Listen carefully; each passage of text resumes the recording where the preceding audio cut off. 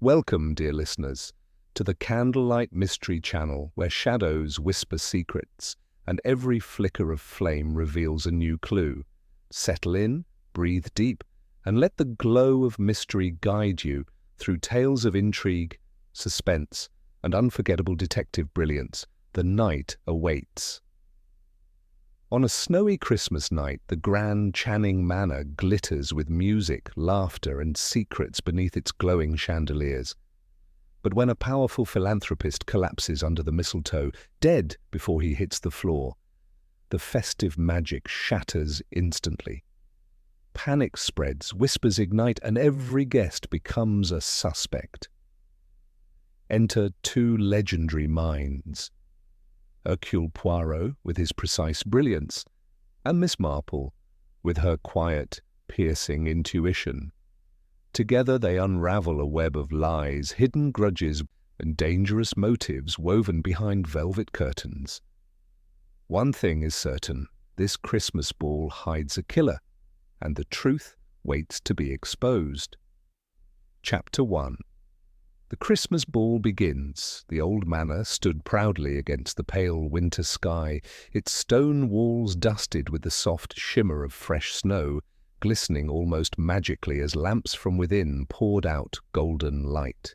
It was the night of the annual Christmas ball, a tradition older than the trees surrounding the estate, and one that had drawn together the rich, the titled, the socially ambitious, and, quite unexpectedly, two of the world's most distinguished detectives, Hercule Poirot and Miss Jane Marple. Inside, the grand hall buzzed like a hive, dressed in velvet and jewels.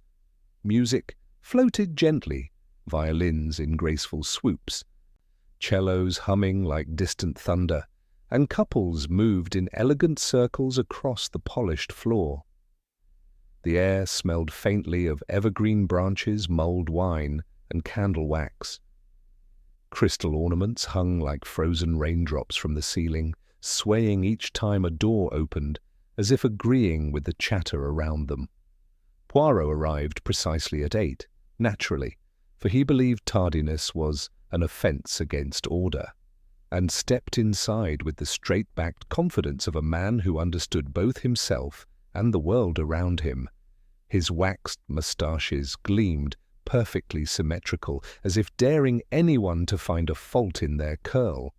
He removed his coat with a flourish, handed it to the footman, and adjusted a small boutonniere on his lapel, white, crisp, immaculate.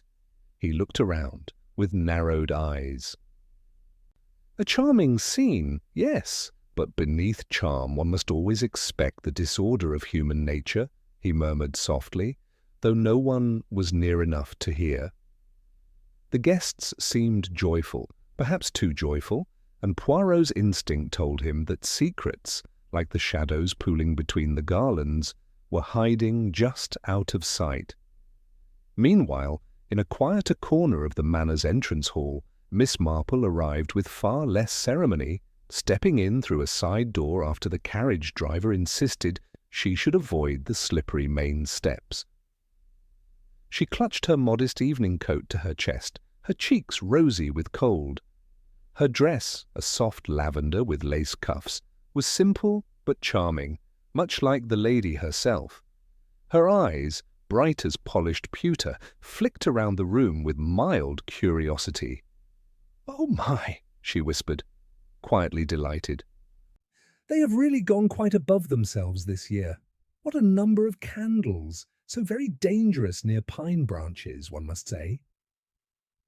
Miss Marple had been invited by her distant cousin, Mrs. Weatherby, a cheerful but forgetful woman who insisted that Jane simply must experience a proper manor Christmas again. Miss Marple had hoped for a quiet evening of carols and plum pudding. Instead, she found herself in the midst of glittering gowns, glittering smiles, and glittering lies, all of which she detected within minutes. She noticed, for example, the young maid near the tree, trembling slightly as she adjusted a ribbon. Poor girl, she has been scolded recently, Miss Marple thought. A woman's harsh voice carried faintly from earlier, a small detail others missed. Poirot, strolling with his usual precision, stopped near a long table filled with punch bowls and festive delicacies. He observed the guests with the same critical care he applied to clues at a crime scene. A man at the far end, tall, sharp-featured, laughed a little too loudly. A woman in emerald silk watched him, lips tight, eyes narrowed. A political disagreement? A romantic grievance? Poirot filed it away silently. Though Poirot noticed the older lady standing near the wall, he did not yet recognize Miss Marple. She, however, recognized him at once. "Well, bless my soul," she murmured, adjusting her gloves. "That must be the famous Monsieur Poirot. Such a distinguished appearance, and such a reputation for neatness." Miss Marple moved closer to greet him, but her cousin suddenly swooped in, chattering about music, coats, and a missing brooch, none of which allowed Jane a moment to slip away. She smiled politely, her attention half-focused, but her mind, sharp as a knitting needle, kept observing the room. Poirot, on the other side of the hall, felt the faint prick of intuition, the sense that something in the festive scene was not aligning as it should. He saw a servant whisper hurriedly to another, their faces tight. A man near the balcony stared into his champagne rather than at any guest. A lady near the fireplace clutched her necklace whenever a certain name was mentioned. "Aha," he murmured. "Already the air is thick with tension, not of joy, but of something more troubling." As the orchestra struck up a lively carol, guests formed groups, laughing, gossiping, exchanging stories beside the crackling fire. But Poirot and Miss Marple, though still apart, noticed the same undercurrent, an unease veiled in tinsel and tradition. Little did they, or anyone else, suspect that before the night ended, the Manor would be shaken by a scream, and Christmas cheer would be replaced by fear. For now, however, the night shimmered on, warm, glittering, deceptive, and both detectives, guided not by festive spirit but by instinct, sensed that something dark, something heavy, was quietly waiting its moment.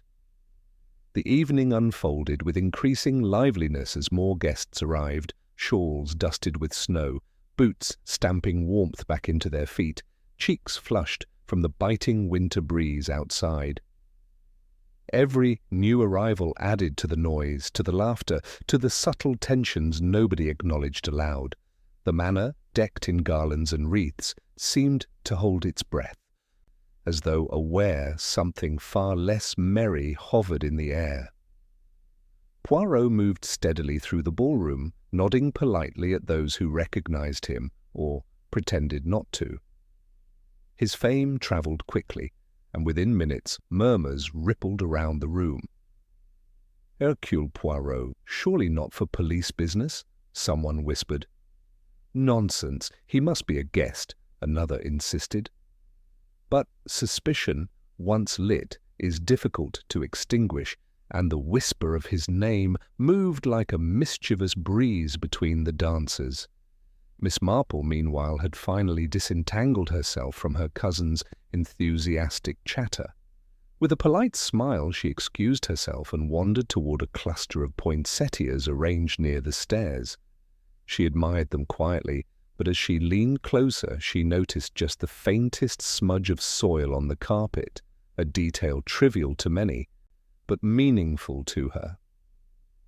"A pot overturned earlier," she reasoned silently, "and someone cleaned it hurriedly. Why so hurriedly, and why leave just the faintest trace?" Her thoughts were interrupted when the host of the evening, Sir Reginald Channing, made his grand entrance. Tall, silver-haired, and unmistakably aware of his own importance, he swept into the ballroom with an air of authority. Applause followed him, though not all of it sounded sincere. "My friends," Sir Reginald boomed, raising a glass, "welcome to the finest Christmas ball this manor has ever seen." Laughter erupted, but Miss Marple caught the faint grimace on his wife's face, a tightening around the mouth, a shadow in the eyes. It lasted only a second, but to Jane Marple, a second was more than enough. Poirot approached Sir Reginald politely. "It is an honour to be here, monsieur. Your hospitality, it is magnifique." His tone was warm, yet his eyes, sharp, evaluating, searched the host's reaction. Sir Reginald's smile wavered for just a heartbeat. "Delighted you could join us, Poirot. We could use some sophistication this year." His words were easy, but his posture stiffened, betraying something unspoken, perhaps worry, perhaps fear. Across the room, Miss Marple found herself beside a young woman in sapphire blue. The girl was trembling slightly, hardly noticeable unless one paid close attention. "Cold draught from the door, dear?" Miss Marple asked, gently. The young woman startled. Oh, yes, must be that." Her eyes darted toward a man in a grey suit at the drinks table. Miss Marple followed the glance without turning her head. "Someone you know?" "No," the girl lied instantly. "And very badly." Miss Marple offered her a warm, understanding smile. "Christmas gatherings can be quite overwhelming," she said softly. "Too many faces, too many memories." The girl nodded quickly, grateful for the escape. Miss Marple watched her hurry away, noting the urgency in her steps. Poirot, meanwhile, was speaking with Lady Channing, who offered polite conversation, but, much like her husband, seemed unsettled. "We have had a busy season," she said, voice wavering like a candle in a draught. "Preparations, arrangements, difficult schedules. Oh, but I shouldn't bore you." Poirot tilted his head. "On the contrary, madame, often the boring things are most revealing." Lady Channing paled slightly, turning toward the orchestra as though looking for a different subject to cling to. Poirot observed her silently, filing her reaction under noteworthy. The orchestra shifted to a waltz, melodic, dreamy, and couples filled the dance floor. But beneath the sweeping music, arguments brewed quietly in corners. A man whispered harshly into a woman's ear. She flinched. Two brothers snapped at each other about an inheritance dispute. A politician and a journalist exchanged daggers behind courteous smiles. And all the while, the candles flickered in the draughts, like nervous witnesses. Miss Marple drifted near the refreshments table and overheard three guests arguing about a donation that had gone missing. Poirot passed by the balcony and saw footprints in the thin layer of snow that coated the outer stone steps, more footprints than one would expect. Both detectives, though not yet aware of each other's presence in the investigation that had not yet begun, sensed the same brewing storm. The manor was full of joy, false joy, forced joy, joy layered over resentments, grudges, debts, betrayals and fears. Something was coming, something inevitable. But Christmas, so often a curtain for secrets, had not yet lifted its final veil. The night shimmered on, blissfully unaware that before long, perhaps sooner than anyone could imagine, a terrifying scream would slice through the music, and the Christmas ball would become the scene of a chilling murder. And Miss Marple and Hercule Poirot, two minds unmatched, would be drawn inevitably together. Chapter 2. A Sudden Death Under the Mistletoe. The orchestra had just slipped into a gentle carol, soft, lilting, the kind that makes even the coldest hearts warm. When the manor's atmosphere shifted, it wasn't sharp or sudden, not yet. It was like the unnoticed flicker of a dying candle, a tremor in the air that only those with keen intuition could detect. And it was at that moment, precisely that moment, both Poirot and Miss Marple paused in their respective corners of the ballroom. Poirot felt it first, a small tightening in his chest, a whisper in his mind that warned him something had gone ever so slightly wrong. "There is disorder," he muttered quietly, leaning in as though the room itself were trying to speak. Miss Marple, on the other hand, sensed a change in the flow of human behaviour. The quick glance exchanged between two women, the abrupt stiffening of a footman's shoulders, the slight hush that passed through the crowd like a breeze brushing across tall grass. And then it happened. A scream, high, desperate, cutting through the music like a jagged knife through silk, echoed from the far end of the hall where the mistletoe hung in an elaborate arch. The musicians froze mid-note, the dancers stumbled to a halt, glasses trembled in hand, suddenly gone weak. Miss Marple, already moving toward the sound, whispered, "Oh dear, this will not be good at all." Poirot, startled but composed, turned instantly and began pushing through the crowd with a determination that parted guests like a school of fish startled by a shark. Another scream rang out, shrill, terrified, and then someone shouted, "Help! Someone has collapsed under the mistletoe!" The entire ballroom surged forward, but Poirot raised a hand sharply. "No, please, do not trample! Order, s'il vous plaît, order!" His voice, firm, unwavering, cut through the panic. And there, beneath the mistletoe's bright red berries and dangling ribbons, lay Mr. Alistair Bream, the wealthy philanthropist, whose laugh had earlier echoed through the room. But now there was no laughter, no breath, no warmth. His body lay unnaturally still, one hand twisted at an odd angle near a shattered glass that glittered like icy snow on the polished floor. Miss Marple reached the scene moments after Poirot. She knelt gently, careful not to disturb anything, and examined the man's expression. "Oh my," she whispered, her voice solemn. "That is not the face of someone who died peacefully." Poirot crouched beside her, his eyes narrowing to sharp points. "Indeed, mademoiselle, this man he has not fainted, and it is not an accident that we see before us." All around them, guests gasped, whispered, and speculated in frantic tones. "How terrible! But he was perfectly fine just moments ago. What could have happened? Was it his heart? He always did drink too much." Poirot held up a gloved hand. "Silence, merci. We must observe before we assume." Miss Marple nodded, adding softly, "People often see death and think only of frailty, but I find, more often than not, that sudden deaths in public places are seldom as simple as the onlookers wish to believe." Poirot glanced at her thoughtfully.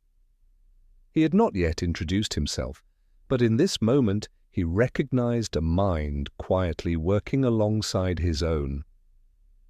"You observe well, madame." "And you as well, Monsieur Poirot," she replied with a tiny smile, as though she had known he would say exactly that. Poirot examined the mistletoe arch, carefully tied, beautifully arranged, yet oddly disturbed. One ribbon was torn, not neatly, but with the ragged edge of something or someone pulling violently. A broken ornament lay half hidden beneath Mr. Bream's arm. A faint scent, a sharp, unfamiliar one, hovered around the body. Poirot leaned in, inhaling cautiously. "There is something unnatural." Miss Marple, noticing the angle of the man's head, murmured, "A struggle, perhaps, or a sudden shock." "Or poison," Poirot added quietly. The crowd erupted again. "Poison? Oh, heavens! Who would do such a thing? Right here, in public?" Poirot stood, turning toward Sir Reginald Channing. "Monsieur, you must secure the doors. No one leaves this manor. A murder has taken place." A gasp spread like a wave through the hall, horrified, disbelieving, yet tinged with dark fascination. Lady Channing staggered slightly, gripping her necklace as if it might stop her from collapsing. Miss Marple's sharp eyes caught the reaction instantly. "She is frightened," she thought, "but solely by the death. There is something she knows, something she fears may come to light." Meanwhile, The constable who had been stationed near the entrance for the ball stepped forward hesitantly. "Should I fetch more officers, sir?" he asked. Poirot nodded. "Yes, and quickly, but first, seal the entrances." Miss Marple added kindly, "If everyone would please remain calm and refrain from moving about too much, it will help enormously." Surprisingly, her gentle tone soothed more effectively than Poirot's command. Several guests nodded, others murmured agreements, and some clutched each other nervously. Poirot returned to the body for another quick examination. "There is a mark here," he said, in a low voice, pointing to a faint discoloration on the man's neck. "Very small, very precise, almost like a needle mark." Miss Marple's gaze sharpened. "Then poison is not just possible, but likely." Poirot straightened slowly. "And yet the question becomes, who among this gathering knew enough, dared enough, and hated enough to strike so swiftly?" Miss Marple's eyes drifted across the ballroom, taking in the frightened faces, the trembling hands, the guilty glances exchanged in pairs. "Many people," she murmured softly, "have far more to hide than they wish to admit." And so the festive night, once filled with joy and glitter, became the starting point of a dark investigation, one that would unravel secrets far older than the Christmas ball itself. The ballroom, once so brilliantly alive with laughter and music, now seemed frozen, its warmth extinguished, its brilliance tainted. Only the crackling fireplace dared continue its cheerful glow, as though unaware of the tragedy that had unfolded mere meters away. But human nature, fearful, restless, was very much aware. Guests whispered into gloved hands, couples clung to each other, and servants stood stiff as statues along the walls. Poirot paced slowly, methodically, his footsteps soft but deliberate, as though each step aligned another piece of an invisible puzzle. He tapped his fingertips together. A murder committed in the midst of celebration. Ah, how bold, how reckless, and yet how planned. Miss Marple, meanwhile, had gently approached the young maid she'd noticed earlier, the girl who had trembled at the sight of the ribbon. Now, the girl looked pale as the snow outside. Miss Marple offered her a handkerchief. "There, there, my dear, take a breath." The maid whispered shakily, I saw something, ma'am. She swallowed hard. "I didn't know it meant anything." "And what was that?" Miss Marple asked softly, though her eyes were alert. "I saw Mr. Bream arguing with someone. It was in the hallway, before the dancing began." Miss Marple leaned in. "Who was he speaking with?" The girl hesitated. Her gaze flickered toward a tall woman in emerald silk, the same woman Poirot had noticed earlier, with narrowed eyes. "Her," the maid whispered. "Mrs. Claythorne." Miss Marple patted her arm. "Thank you, dear. You've been very brave." Across the room, Poirot had begun interviewing the guests, one sharp question at a time. The tall, sharp-featured man who had laughed too loudly earlier fidgeted now, his confidence shaken. Poirot asked, "Monsieur, did you speak with Mr. Bream tonight?" The man's eyes darted.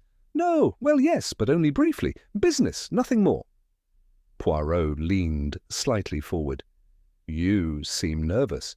"Of course I'm nervous," the man snapped. "A man just died." Poirot raised a brow. "Yes, but your nerves, they are not of shock, they are of fear." The man stiffened, refusing to answer further. Meanwhile, Lady Channing stood near the fireplace, trembling visibly. Miss Marple approached quietly. "My dear," she said gently, "please sit down. You look as if you might faint." Lady Channing sank onto a chair, her hands clasped tightly. "This is dreadful," she whispered. "Alistair, he was an old friend." Miss Marple did not press yet. Instead, she spoke softly. encouragingly letting the woman steady her breath. Poirot, observing from across the room, saw Miss Marple's calm presence soothing the guests. He joined her at Lady Channing's side. "Madame," Poirot said, "forgive my directness, but earlier, when I mentioned murder, you seemed unusually distressed." Lady Channing's lips parted, then closed. She hesitated, swallowed, then whispered, "Alistair had enemies. Not many knew, but he was not the saint he pretended to be." Miss Marple nodded gently. "People are rarely all good or all bad, my dear." Poirot pressed on. "Enemies? Perhaps one present tonight?" Lady Channing's eyes darted toward a particular guest, a man standing near the balcony with a strained expression. Poirot's gaze followed instantly. "Interesting," he murmured. Before he could approach the man and Mrs. Beats, Claythorne, the woman in emerald silk, stepped forward angrily. "Are we prisoners now?" she demanded.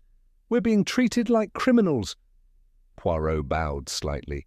"Not criminals, madame, witnesses, and perhaps one among you," he paused, tapping his temple, "is the murderer." Gasps erupted.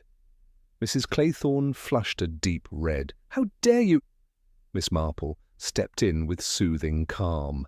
"My dear, no one is accusing you, but surely you understand the need for order, especially after such a tragedy." Mrs. Claythorne stiffened, but said no more. Her eyes, however, flickered with unmistakable anxiety.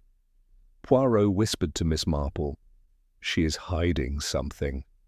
Miss Marple nodded. "Indeed, and not very well." At that moment Sir Reginald returned with 2 uniformed constables. "The grounds are sealed," he announced, though his voice wavered. "No one will leave until this matter is resolved." Poirot inspected the mistletoe arch once more. The torn ribbon, the disturbed branches, the faint chemical scent lingering in the air. All clues whispered the same truth. "This was no impulse," Poirot said aloud. "The murderer prepared. He or she waited for the mistletoe, for the moment of distraction." Miss Marple's eyes drifted toward the half-burned letter she had seen earlier, tucked partly beneath a decoration. She bent down, retrieving it carefully. Poirot joined her. "What is this?" he asked. "A clue," Miss Marple whispered. "Or an attempt to destroy one." The letter, partially scorched, contained the beginning of a sentence. "If you do not cease your threats, I shall have no choice but to—" The rest was burned away. Poirot sighed. "Threats. Blackmail. My dear Miss Marple, we are dealing with a crime of passion or desperation." Miss Marple folded the burned scrap gently. "And crimes of desperation," she said softly, "are often committed by the most unexpected people." The 2 detectives stood together now, united by purpose, surrounded by frightened suspects, and aware that somewhere among these glittering guests stood a murderer who believed they had acted in perfect secrecy.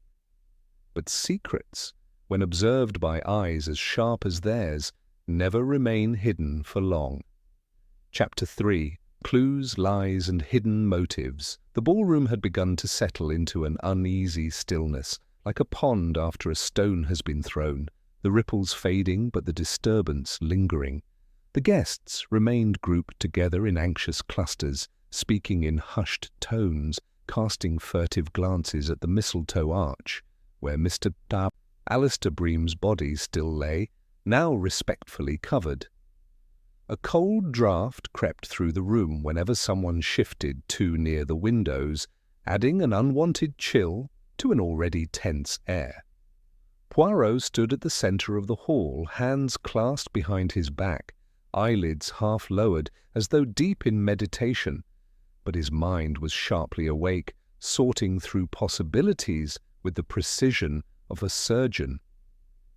Miss Marple, on the other hand, drifted gently through the edges of the room, appearing almost harmless, like a grandmother warming herself at a fire, but in truth observing every movement, every whisper, every face that paled just a bit too much at the wrong moment. "An elegant setting for an ugly act," Poirot murmured, his voice low. "But murder, it respects no holiday." Miss Marple paused near him, hands folded neatly. "Human nature," she added softly, "rarely takes a holiday either." Poirot glanced at her with renewed curiosity. "Indeed, madam, you and we understand this."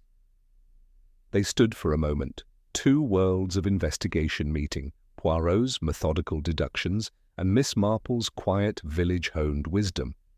Poirot finally turned to the guests. "Mesdames et messieurs, if you will permit me, let us begin properly. We must speak with you one by one." Groans, murmurs, objections, but beneath all of it, fear. Sir Reginald stepped beside him. "I will help arrange them for interviews, Poirot." "No, no," Poirot replied quickly. "They will come naturally, in the order that reveals itself. Human behaviour, when unplanned, speaks louder." Miss Marple nodded approvingly. "Oh yes, forcing people into lines only makes them nervous or stubborn. Better to let them show themselves." And so it began. Poirot walked back to the mistletoe arch. The torn ribbon dangled like a wounded limb. He reached for it delicately, examining the fibres. "This ribbon," he said, "was pulled with force, not by accident. Someone gripped it tightly, perhaps during a struggle." Miss Marple leaned closer. "Or perhaps," she said thoughtfully, "they gripped it not to steady themselves, but to steady him." Poirot raised a brow. "Meaning?" "A person who wished to deliver something, quietly, secretly, might use one hand to hold the victim in place, particularly if that victim realized too late what was happening." Poirot considered this. "Oui, very insightful." He could see it now.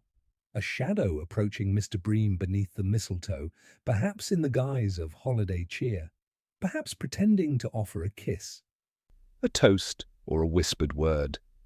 The ribbon would make the perfect anchor, one hand to keep the victim close, the other to strike.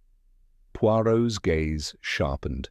"Then this ribbon, it is no mere decoration. It is a silent witness." Miss Marple turned her attention to the shattered ornament beneath the body. Its jagged pieces gleamed faintly. Carefully, she nudged a shard with a gloved finger. "It fell before the body did," she observed quietly. "Notice how the edges rest beneath his jacket, not above." Poirot bent to inspect. "Yes, very true." "So," Miss Marple continued, "someone dropped or threw it during the struggle?" Poirot nodded appreciatively. "Madame, I see you have the eye of the detective." Miss Marple smiled politely. "One learns a great deal about human behaviour in a small village. Crimes differ very little. Only the settings change." Poirot inhaled again, the faint sharpness clinging to the air near the mistletoe. "This scent," he said, "is not perfume nor wine. It is chemical, sharp, bitter." Miss Marple sniffed lightly. "Smells rather like a tonic, something medicinal, perhaps?" Poirot's eyes gleamed. "Perhaps a poison delivered through a subtle method, needle, blowpipe, or a device concealed." The guests shivered visibly at the mention of poison. Poirot turned to Miss Marple. "We must find the source of this scent." Poirot signalled the first guest to approach, a young man with amber hair and nervous eyes. "Monsieur William Hargrove," Poirot said. "We begin with you." Hargrove swallowed hard. I didn't do anything. I was dancing with Mrs. Claythorne at the time." "Were you?" Poirot asked softly. "Yes," Hargrove insisted. Poirot tilted his head. "Strange, Mrs. Claythorne says she danced alone during that song." Hargrove froze, caught mid-lie. Miss Marple, watching closely, murmured, "Oh dear, that young man is a terrible liar. His mother did him no favours." Poirot smiled faintly. Indeed. Hargrove stammered excuses, but Poirot waved him away for now. Another guest approached, Mrs. Claythorne herself. Elegant, composed, stern, but her hands trembled slightly. "Madame Claythorne," Poirot said smoothly, "you and Mr. Bream were seen arguing earlier." She stiffened. "We discussed a donation, nothing more." Miss Marple eyed her gently. "My dear, your voice tightens when you speak of him. That usually happens when one is afraid or angry." Mrs. Claythorne's lips thinned. "I have nothing to hide." Poirot glanced at Miss Marple with a meaningful look. Both knew that was a lie. Poirot now produced the half-burned letter retrieved earlier. "You recognize this?" he asked. Mrs. Claythorne paled. "No, certainly not." Poirot tapped the paper. "Strange, because the handwriting, it matches letters sent from your office." Gasps. Mrs. Claythorne clutched her hands together tightly, too tightly. Miss Marple stepped forward delicately. "Perhaps, my dear, rather than denying, you might simply tell the truth. Secrets only grow heavier." Mrs. Claythorne trembled, but said nothing. As they interviewed more guests, one claimed ignorance, but could not explain why he stood so close to the mistletoe moments before the body was found. Another claimed friendship, but avoided looking at the corpse entirely. A third claimed innocence, but her gloves bore a faint smear of pine sap. Poirot and Miss Marple exchanged glances repeatedly, realizing the same thing. Everyone here had something to hide. Not necessarily murder, but secrets, lies, betrayals, grudges, debts, jealousies, all wrapped neatly in holiday charm, and beneath it all, one motive strong enough to kill. Miss Marple leaned toward Poirot at last. "There is a pattern, Monsieur Poirot, but we have not yet seen the thread that ties it." Poirot nodded. "No, not yet, but we shall. For murder, no matter how cleverly disguised, always leaves a trail. And they had only just begun to follow it."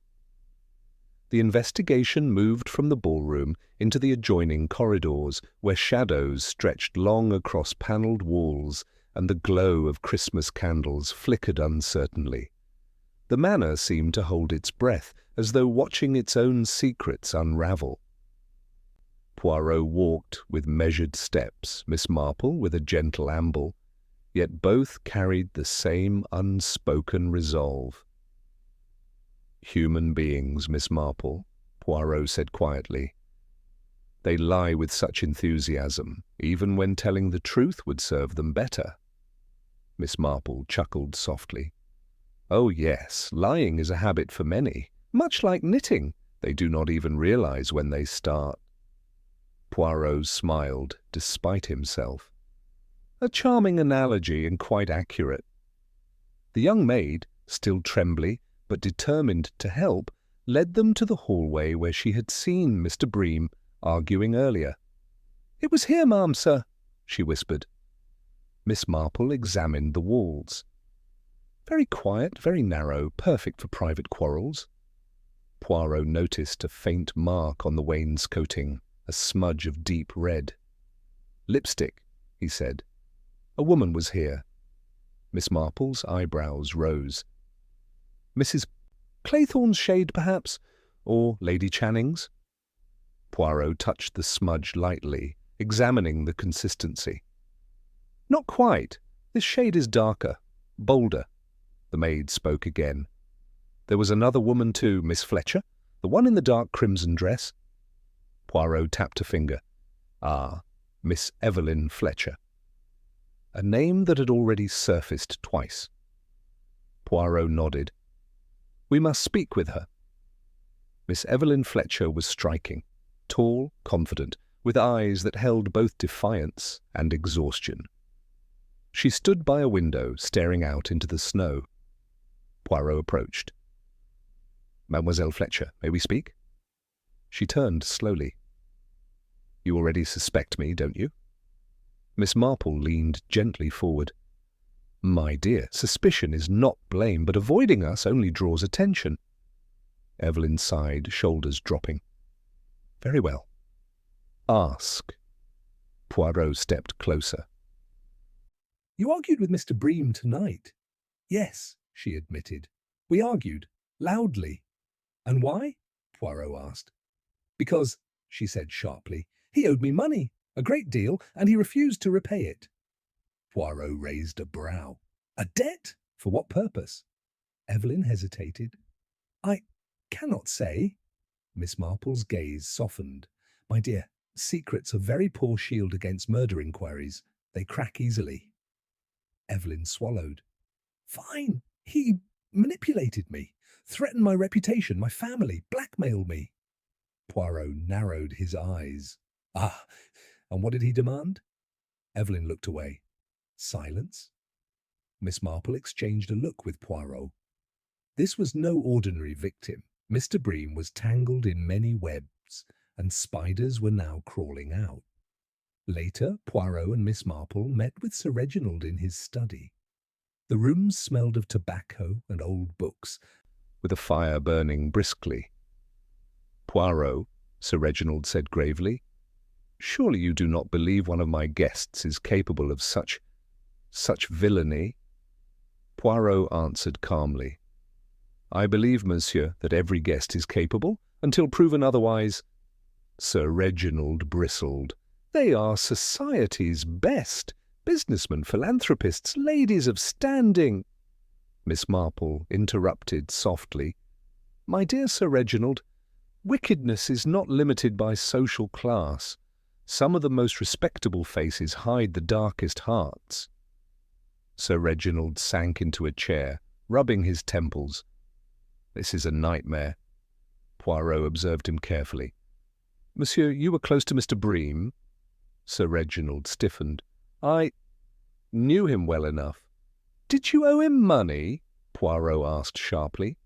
Sir Reginald went pale as frost. I refuse to answer that. Poirot nodded slowly. Ah, a fascinating refusal, Miss Marple added quietly. Sometimes debts are not only financial. Sir Reginald's eyes darted nervously. Poirot and Miss Marple returned to the ballroom, where Lady Channing now sat alone, tear-stained, trembling. Miss Marple sat beside her. My dear, you look far more frightened than grief-stricken. Lady Channing whispered, Because I know something terrible. Poirot leaned in. What do you know, madame? Her voice cracked. Alistair, Mr. Bream, he was threatening my husband. Money, reputation, everything. He was going to ruin us. Poirot's gaze sharpened. So your husband had motive. Lady Channing shook her head. No, not him. But someone else knew. Someone who overheard. Who? Miss Marple asked. Lady Channing's eyes filled with dread. Miss Fletcher. She warned me earlier that Bream was pushing everyone too far. She said something would happen tonight. Poirot and Miss Marple exchanged a look. A serious look. Poirot gathered the guests once more. Mes amis, he announced, we must establish the timeline, the truth, not the convenient stories told earlier. Each person was asked to recount where they were, who they were with, what they saw, and what they heard. Miss Marple noted 3 guests changed their stories. 2 contradicted each other. One claimed to have seen a shadow beneath the mistletoe before the scream.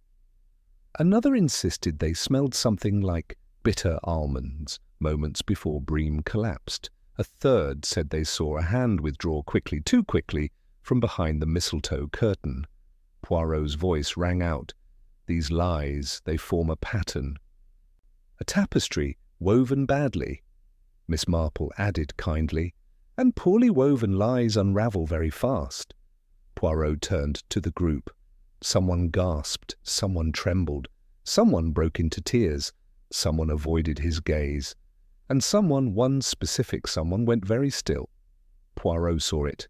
Miss Marple saw it too. One person, in their very attempt to appear calm, revealed everything. The murderer had just made their first mistake, and the detectives now had a thread to pull. Chapter 4. A Tangle of Alibis. The Manor had shifted from festive elegance to a labyrinth of tension, every whisper thick with fear, every glance sharp with suspicion. The fire crackled faintly, but even its warmth seemed unable to soften the cold anxiety that clung to the guests like frost on window panes. Poirot and Miss Marple stood before them, looking calm, composed, utterly focused. Poirot spoke first, his voice smooth but steely. "Mes amis, the hour has come. You must each give your account, honestly, fully, or your silence, it will condemn you far more than truth." A ripple of unease passed through the room.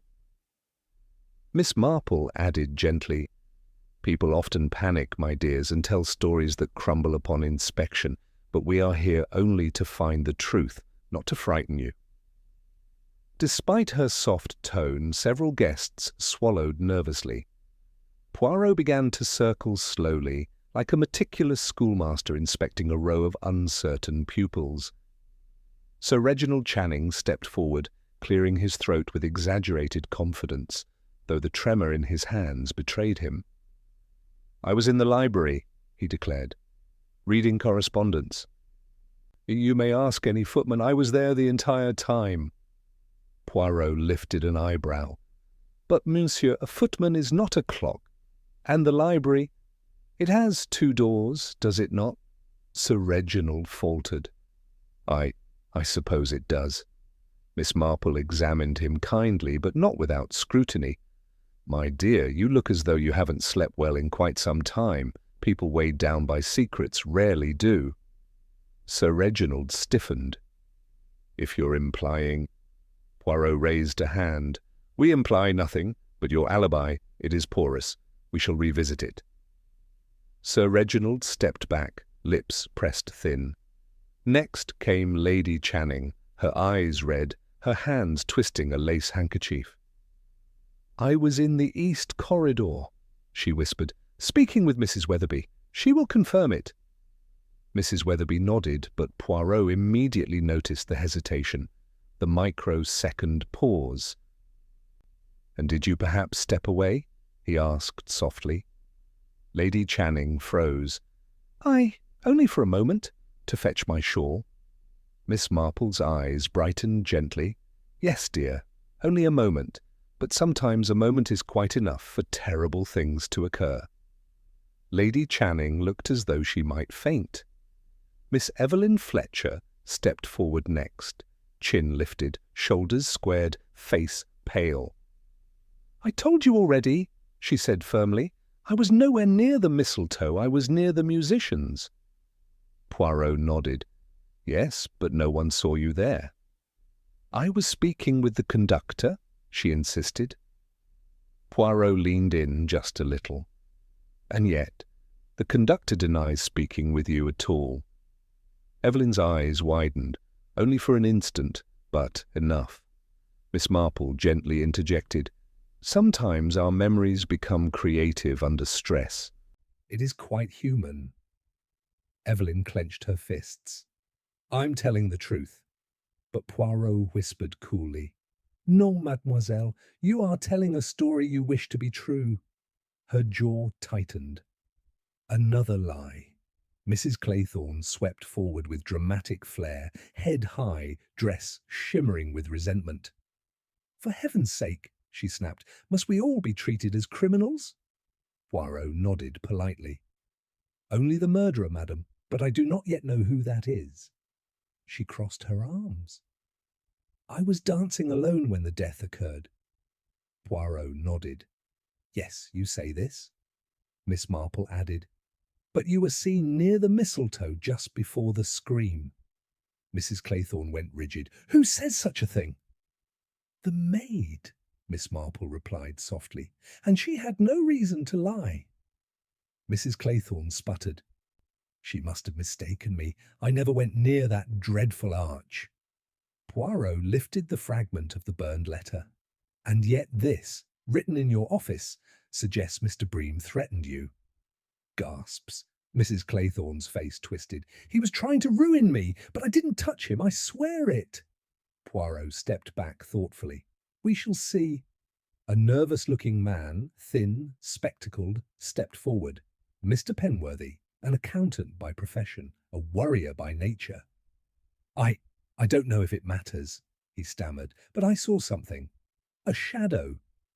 Poirot turned sharply. A shadow? Yes, just before the scream. Someone was standing behind the mistletoe. Miss Marple leaned in. Did you see any detail? Height? Clothing? Mr. Penworthy shook his head miserably. No, only the shape. Tall. Poirot murmured. Tall narrows our suspects. But not enough. A stout woman with a pink shawl approached nervously.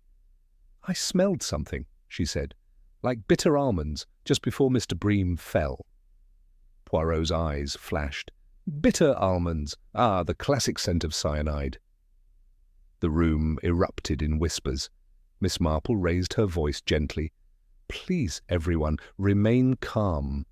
Poirot added, Remember, some poisons evaporate quickly, but a lingering scent, that means the killer was very close to the victim. And that opened an entirely new direction. At the back of the group, another guest shifted uncomfortably. Mrs. Denforth, quiet, polite, seemingly harmless, had pine sap on her gloves. Poirot pounced instantly. Madame, your gloves, they have sap. Her face blanched. I touched the garland to fix it before the party, that is all, Miss Marple asked gently. Which garland, dear? The one over the mistletoe. Poirot's eyes narrowed like a closing trap. So you were near the body's location before the murder? She stuttered. Only earlier in the evening. Perhaps, Poirot murmured, perhaps not. Her alibi, weak as tissue paper, was added to the tangle. Poirot and Miss Marple stepped aside, comparing notes. Every alibi, Poirot said, is full of holes, lies, contradictions. Miss Marple nodded, voice soft. It reminds me of a tangled ball of yarn, but with patience one can always find the end thread. Poirot tapped his chin. And which thread is that, madame? Miss Marple smiled. The one that everyone avoids mentioning, the one detail shared by all stories, yet never explained. Poirot's eyes widened, not in confusion, but in dawning understanding. They had both sensed it. A missing piece. A deliberate omission. A silence louder than lies. The murderer had hidden in that silence, and now the hunt would turn sharply toward it. The storm outside had thickened into a white wall of snow, pressing against the manor's windows as though nature itself wished to seal the house, locking in the guilty with the innocent. Inside, the atmosphere had tightened further. The faintest misstep, the smallest tremble, seemed magnified under Poirot's piercing gaze and Miss Marple's subtle, grandmotherly intuition. Poirot clapped his hands suddenly. Enough chaos. We must examine the timeline, exactly as it unfolded. Miss Marple nodded. People's stories tell one thing, but their silence is quite another. Poirot spoke sharply with mathematical precision. Mr. Bream was alive at 7:52 p.m. He was discovered dead at 7:55 p.m. Therefore, the murder occurred within those 3 minutes.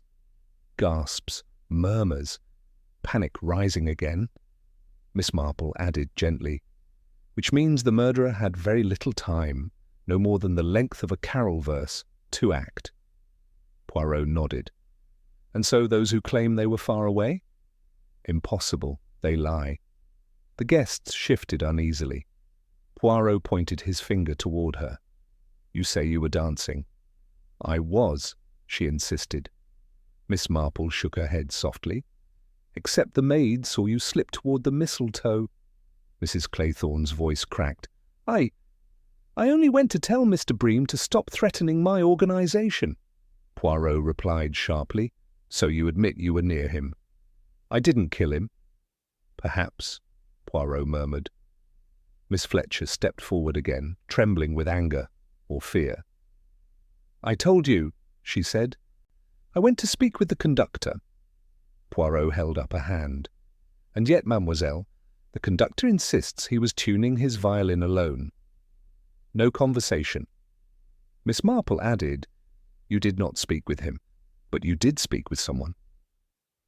Evelyn's lips parted, but she said nothing. The lie had grown roots. "Sir Reginald," Poirot said calmly, "you say you were in the library?" "Yes," he insisted. Poirot continued, "And yet, your boots bear traces of snow. Fresh snow, meaning you stepped outside briefly." Sir Reginald's face drained of colour. I was only getting air." Miss Marple raised a gentle brow. "So close to the time of death? How unfortunate." Sir Reginald stuttered. "You're twisting things." Poirot shook his head. "No, monsieur, I am straightening them." Lady Channing's story wavered even more. I fetched my shawl," she repeated. Poirot leaned forward.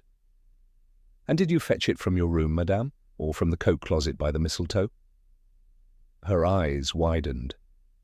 Miss Marple murmured, "You looked toward the closet earlier, dear, as though remembering something."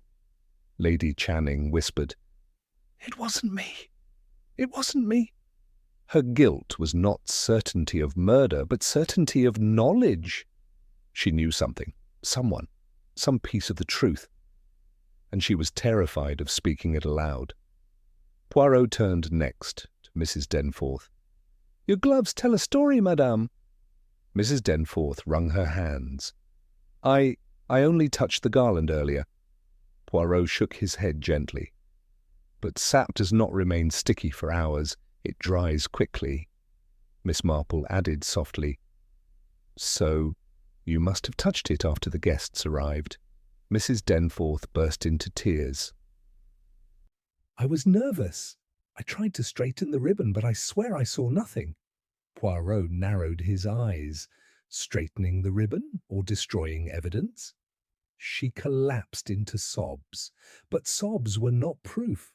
Poirot now turned towards someone who had remained suspiciously quiet through the entire investigation, Mr. Harold Grayson.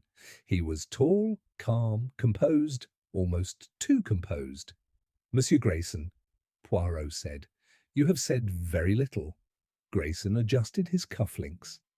"I value my privacy." Miss Marple smiled kindly. "Privacy is one thing, dear. Silence is another." Poirot walked toward him. "And you were the last person seen speaking to Mr. Bream during the toast?" Grayson shrugged coolly. "We exchanged pleasantries." Poirot's voice sharpened. "And yet your cuff is torn, a very small tear, almost as if someone grabbed you." All eyes snapped to the torn thread. Grayson froze. A break in the mask. Miss Marple saw it instantly. "A tear like that," she said softly, "comes from a sudden, frightened tug. Either the tug of someone resisting or someone falling." Grayson swallowed. Poirot whispered, "You were near him." Grayson said nothing. His silence now screamed louder than any confession. The detectives stepped aside for a brief, whispered conference. Poirot: "We have lies upon lies, no clear killer." Miss Marple: "Oh, but there is clarity if one listens to what people do not say." Poirot: "Explain, madame." Miss Marple smiled. "Every witness claimed to hear or see something, except one."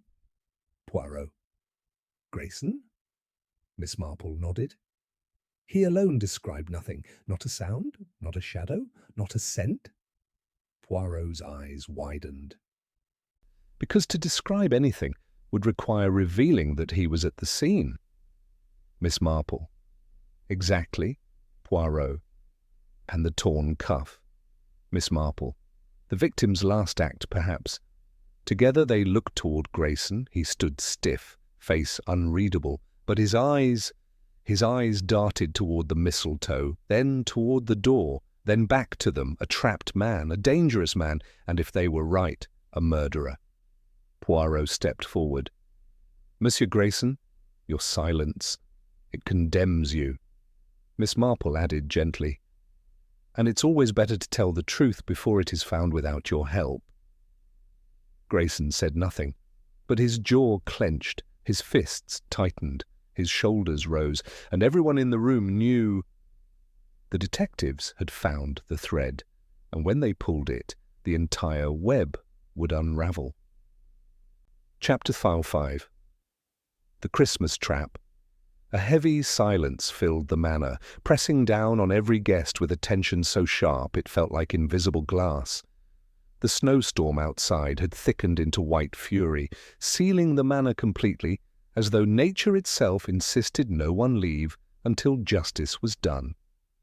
Poirot and Miss Marple stood side by side, quietly preparing for what would be the most delicate and dangerous stage of the investigation.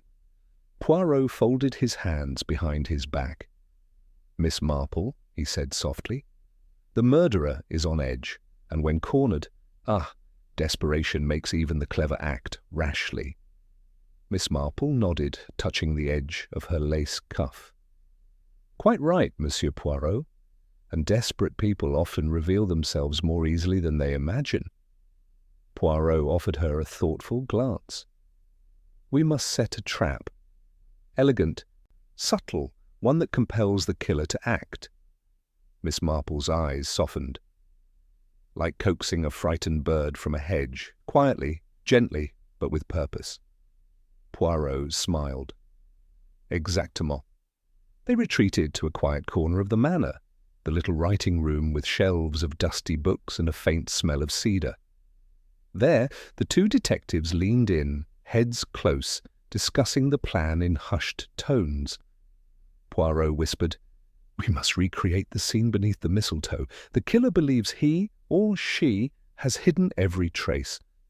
But if we pretend to discover something new, Miss Marple finished, they will come closer to listen, perhaps too close. Poirot tapped his temple. And at the right moment, we shall watch for the reaction. The guilt, it shows itself in the smallest details. Miss Marple nodded. Yes, in the twitch of a hand, tightening of a jaw, a sudden interest, or a sudden exit. Poirot glanced toward the door. But we must lure them, and for that we need bait. Miss Marple smiled gently. People who are afraid of being exposed tend to hover around their secrets, announce that we've found new evidence, and they'll come. Poirot's brows lifted appreciatively. Madame Marple, you are formidable. Oh, nonsense, she said sweetly. I simply pay attention. 10 minutes later, Poirot stepped back into the ballroom with theatrical elegance. He cleared his throat sharply. Mes amis, he proclaimed, Miss Marple and I have made an important discovery, a detail previously overlooked. Gasps, murmurs, a ripple of dread. Miss Marple added, gently, yet pointedly, and we will be reconstructing the final moments beneath the mistletoe. We invite you all to watch, so there can be no further confusion. Several guests stiffened. One person, just one, went very pale, they noticed. Poirot had not yet revealed what the detail was, and that secrecy itself was bait. The guests gathered around in a semicircle, huddled in a mix of fear and curiosity. The mistletoe arch loomed like a silent accomplice, still dangling its torn ribbon. Poirot stepped beneath it with dramatic precision. Imagine, he said, Mr. Bream stands here beneath the mistletoe waiting for someone, perhaps a conversation, perhaps something more clandestine. Miss Marple moved slowly around him, taking measured steps. He is nervous, perhaps. He has enemies, people he owes money, people he has wronged. He may feel threatened." Poirot raised a finger.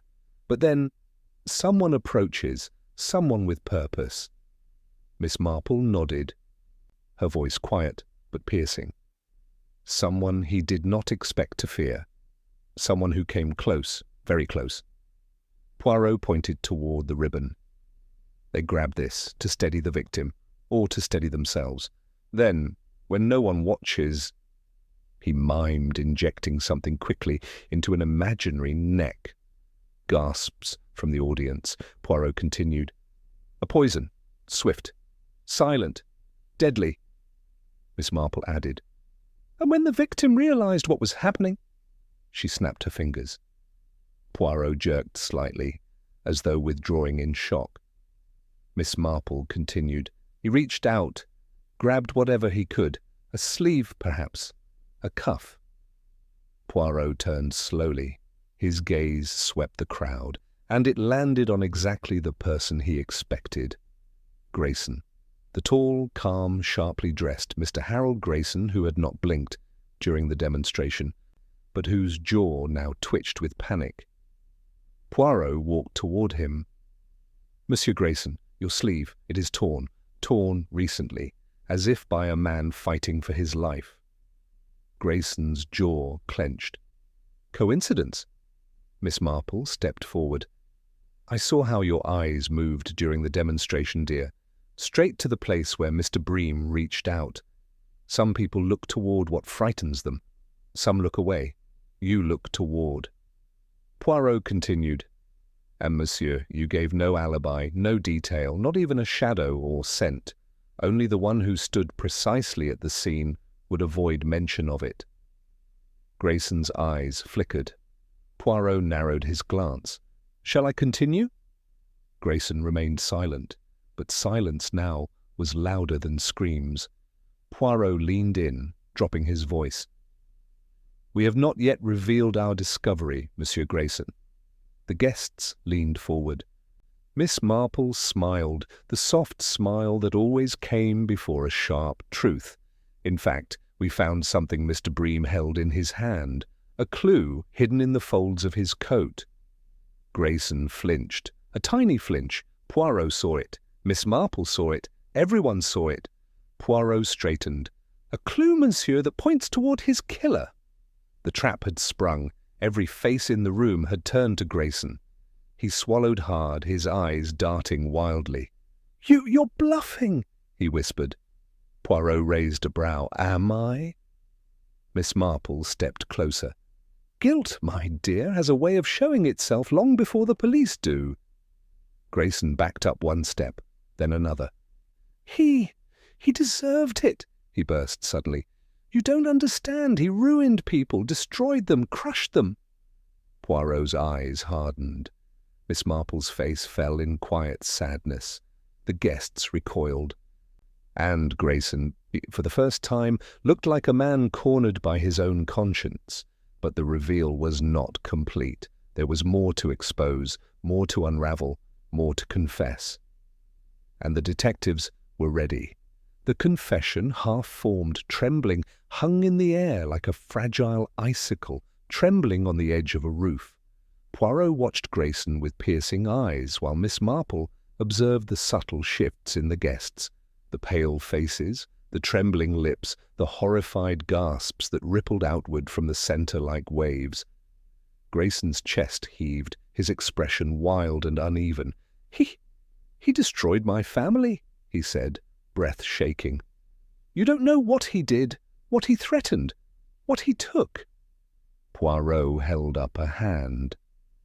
"Monsieur Grayson, we understand anger, but murder requires something more, something planned." "Something cold," Miss Marple added softly, "and something you tried so very hard to hide." Grayson glared at her, eyes burning. "You don't know anything about me." Miss Marple smiled gently. "On the contrary, dear, I know quite a lot." Poirot nodded. "As do I." Poirot began pacing in a slow semicircle around Grayson. "Let us examine the facts, the truths, the lies, the contradictions," he enumerated with his fingers. 1. You were seen speaking to Mr. Bream moments before his death angrily. 2. Your sleeve torn, fresh, desperate. 3.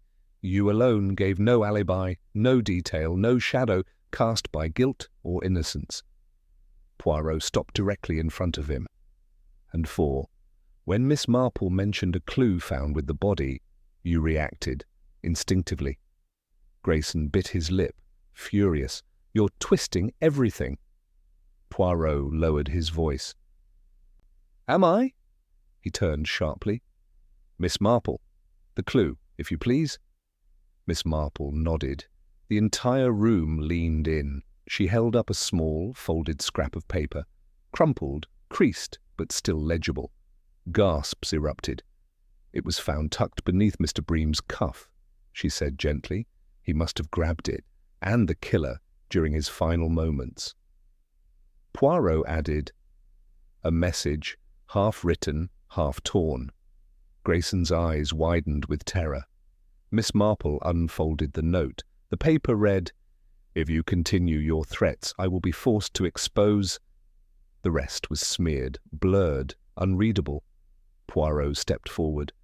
This handwriting, Monsieur Grayson, it matches yours. Lies! Grayson screamed. You forged it. He forged it. This is all staged. Miss Marple calmly shook her head. Oh no, dear. Forgery is easy to spot.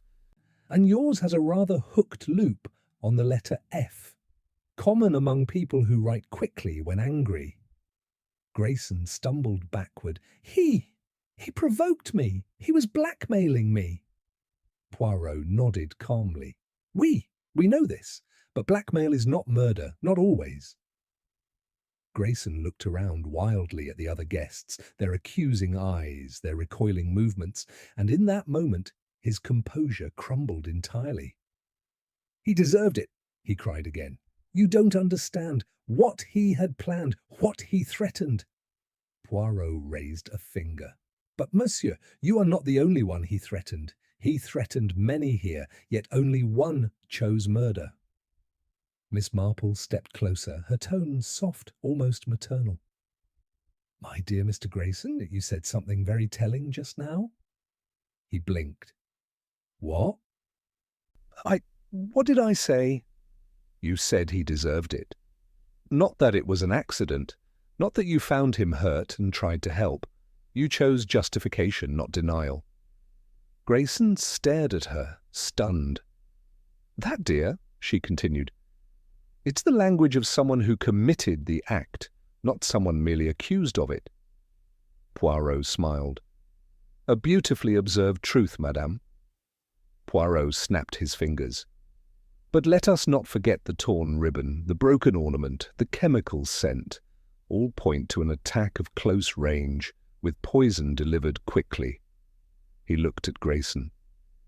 Only someone tall could deliver the blow without bending awkwardly. He turned toward the guests. Mr. Bream was a tall man. The attacker needed to meet his height. Poirot paused. Miss Marple added, and among the guests only 3 are tall enough to match him without strain. Gasps. Poirot continued. Sir Reginald, Mr. Penworthy, and Monsieur Grayson. Sir Reginald bristled. I did no such... Mr. Penworthy stammered. I faint at the sight of blood. Poirot raised a hand. Enough! Only one man here had motive, opportunity, and the physical height. He turned, slowly, toward Grayson. Grayson's composure snapped like brittle ice. You can't prove anything, he shouted. Your clues, your theories, they're nothing. Poirot stepped closer. Then why, monsieur, did you try to slip out of the room earlier? Why did your eyes follow the demonstration? Why did you react to the mention of a clue? Miss Marple murmured. Because guilt listens closely. Grayson's breathing became erratic. Poirot lowered his voice. Confess, monsieur, it will serve you far better. Grayson's face twisted. Anger, fear, despair, all crashing together. And finally, his voice broke. He ruined us, ruined my family. He would have destroyed us all. Poirot whispered, So you killed him. Grayson closed his eyes. Yes. The word fell from his lips like a stone dropped into deep water, impossible to retrieve. Gasps, cries, shouts erupted in the ballroom. Lady Channing fainted. Mrs. Claythorne covered her mouth.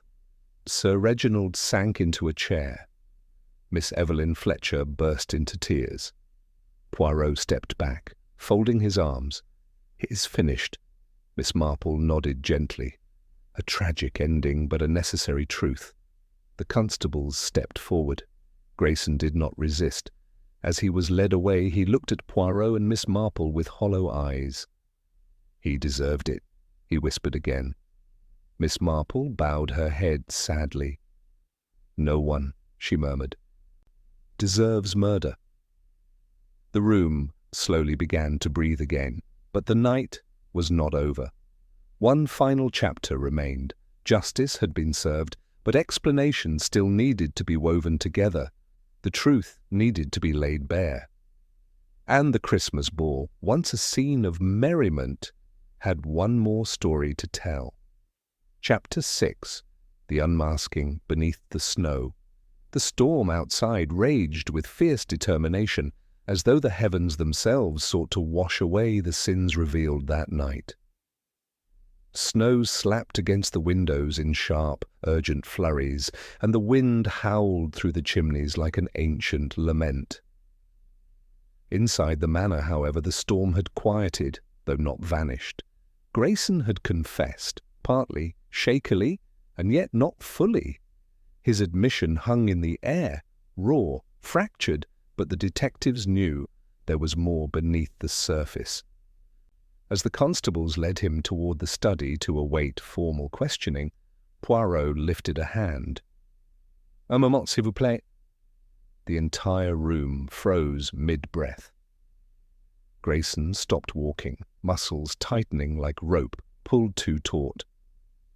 "What now?" he spat, bitterness dripping from every word. Poirot stepped closer, his tone softened, not gentle, but precise, like a surgeon about to reveal the last hidden wound.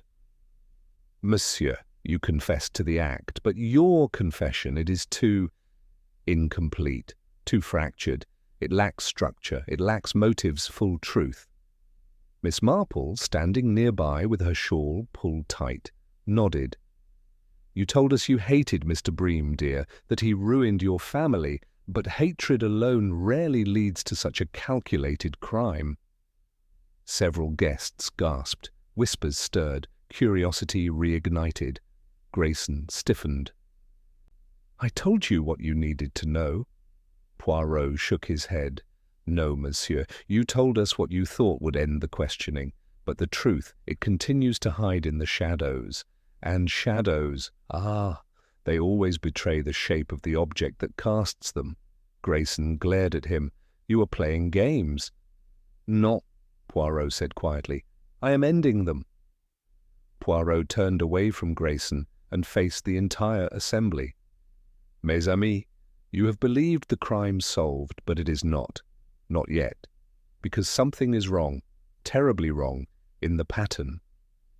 The room tightened with renewed tension. Miss Marple stepped forward. "Indeed, one little detail has bothered me terribly. One tiny, gentle thing that didn't fit. A thing someone hoped we wouldn't notice." Poirot nodded. "A detail so small, a whisper, a footstep, a breath, but one that changes everything." The guests leaned in. Lady Channing clutched the back of a chair. Mrs. Claythorne's eyes went wide. Sir Reginald swallowed visibly. Poirot turned dramatically to the mistletoe arch. "Observe the ribbon," he said, pointing. The torn end dangled limp and frayed. "Mr. Bream grabbed someone?" "Yes," Poirot continued, "but not tall enough. The height has misled us." Miss Marple smiled softly. "Because people often forget that a man may grab upward in desperation or downward depending on how he falls." Poirot lifted a brow, eyes burning with quiet triumph. "Exactly, madam." Gasps echoed through the hall. Even Grayson blinked. Poirot stepped closer to the ribbon. When Mr. Bream collapsed, he did not fall forward, as we assumed. He fell sideways, toward the garland. His final grasp pulled downward, not upward. Miss Marple's voice dropped to a whisper. Meaning, the torn fabric, the torn ribbon, they don't belong to a tall person but a smaller one, someone of modest height, someone who stood very close and very quietly, brows furrowed, a few heads turned. Poirot walked across the room, each step deliberate, theatrical, controlled. And the scent, the chemical scent, it lingered low in the air, not high. Another sign. Miss Marple added, and the broken ornament was crushed beneath his arm, not beside his head, which means the attacker stood on the opposite side from where we believed. Poirot turned, and now his eyes locked with someone unexpected. A woman gasped. Another clutched her pearls. Someone whispered, "No, no, not her." Miss Marple's gaze rested gently, but deliberately, on Lady Channing. Poirot lifted his chin. "Oui, Madame Channing." She froze. The colour drained from her face. Her hand clutched her necklace so tightly the chain nearly snapped. "No," she whispered. "No, you're wrong. You're entirely wrong." Poirot shook his head softly. "Madame, from the beginning you have trembled, not with grief, but with fear." Miss Marple stepped closer, her expression sad. "And you avoided mentioning where you truly fetched your shawl, from the coat closet, right beside the mistletoe." Lady Channing's breath hitched loudly. Her knees wobbled. Poirot continued relentlessly. "You overheard Bream blackmailing your husband. He threatened your family, your reputation, your fortune. You feared he would destroy everything." Lady Channing shook her head violently. I would never." Poirot held up a gloved hand. And yet, the torn ribbon holds threads from your sleeve. A collective gasp. Lady Channing staggered backward. "No, no, it can't." Miss Marple whispered gently. "My dear, sometimes fear pushes a person further than they ever imagined they could go." Sir Reginald stared at his wife, horror choking his voice. "Eleanor, what have you done?" She trembled. Her fingers shook. Her eyes filled with tears. But her lips stayed shut. Poirot said quietly, "Monsieur Grayson believed he confessed to save himself.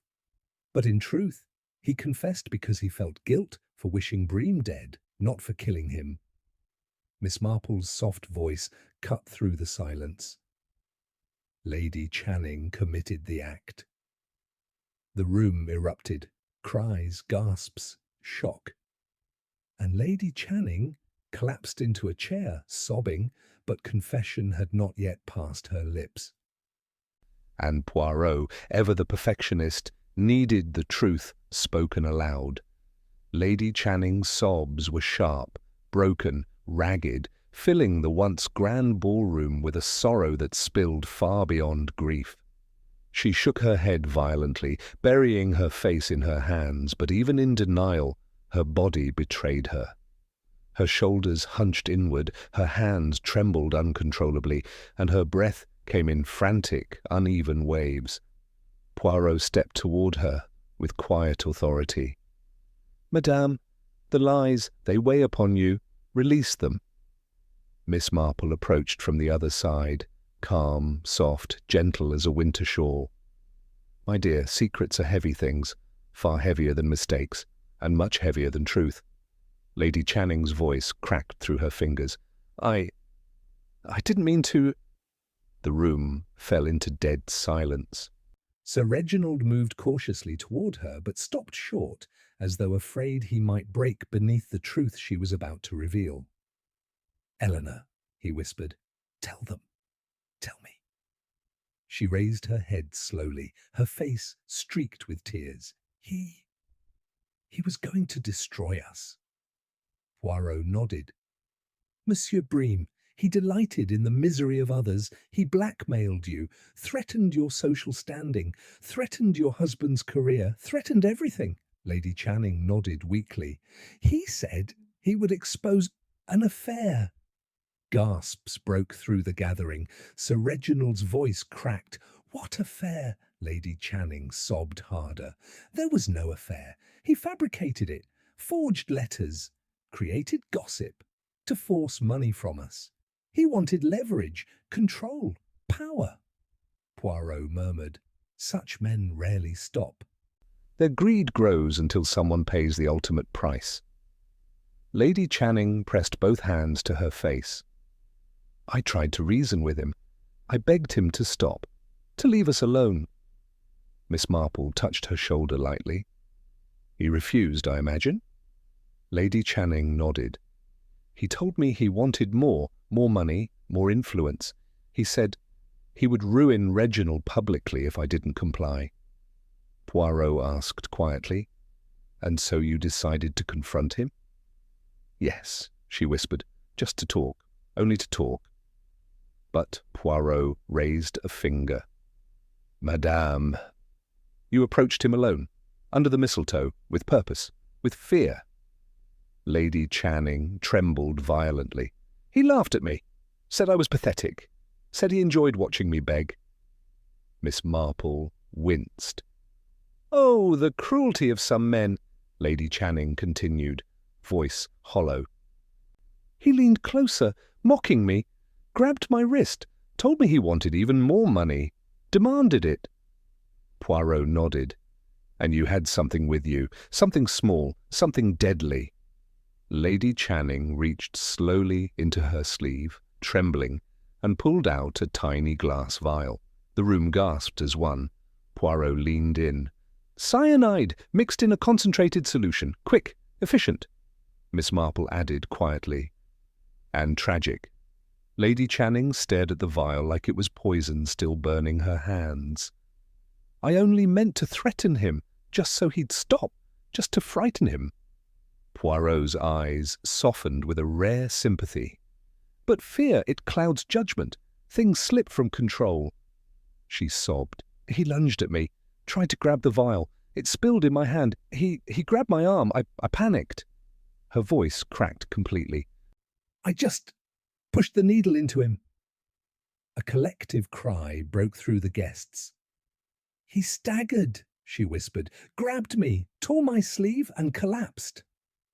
Poirot said softly, You tried to hide the evidence, the broken ornament, the ribbon, the scent? Miss Marple added. But panic makes people careless, dear. Lady Channing nodded brokenly. I ran, I left him. I thought no one saw. I hoped, oh God, I hoped no one saw. Sir Reginald collapsed to his knees beside her. Eleanor. She looked at him through tears. I ruined everything.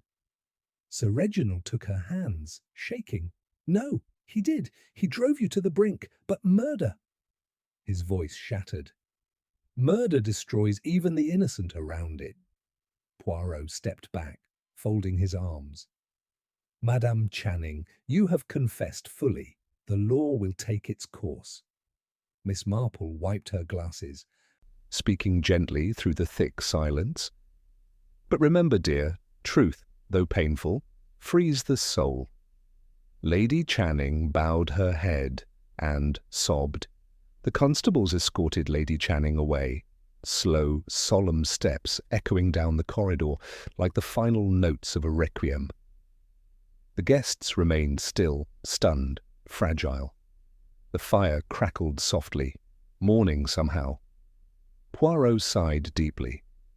Such tragedies, they come not from evil alone, but from desperation, fear, and folly. Miss Marple nodded. Human hearts, Monsieur Poirot, are capable of great kindness and great foolishness. Poirot smiled faintly. And it is our task to understand both. Miss Marple chuckled softly. Indeed, though at my age one does rather wish the wicked would take Christmas off. Poirot laughed, quiet, warm, sincere. Ah, madame, if only murder obeyed the calendar. Outside, The storm began to calm. Inside, the truth had finally settled. The Christmas ball, ruined, shaken, unforgettable, would be remembered for years. And as Poirot and Miss Marple stood together beneath the dimming garlands, they shared a silent moment of mutual respect. Two detectives, two minds, one truth finally uncovered. The night, at long last, could rest. Candlelight Mystery Channel. As the last echoes of that unforgettable Christmas night faded into the quiet hush of dawn, the manor stood solemn beneath its blanket of snow, its secrets exposed, its shadows lifted, and its halls forever marked by the truth that emerged beneath the mistletoe. Lady Channing's confession, Grayson's guilt, and Mr. Bream's cruelty became threads in a tapestry woven from fear, desperation, and deadly consequences. in the gentle afterglow of the investigation, Miss Marple and Hercule Poirot shared a moment of quiet understanding. Two brilliant minds, united in the pursuit of justice, now returning to their own worlds, with another mystery neatly resolved. The Christmas ball, once shimmering with laughter, would now be remembered as a cautionary tale whispered beside crackling hearths. Yet, beneath the sorrow and shock, one truth lingered like a soft flame in the darkness. Even in the coldest winter night, clarity always rises, like candlelight pushing back the shadows. Thank you for joining us on this journey, dear listeners. Stay curious, stay vigilant, and join us again for another tale on the Candlelight Mystery Channel.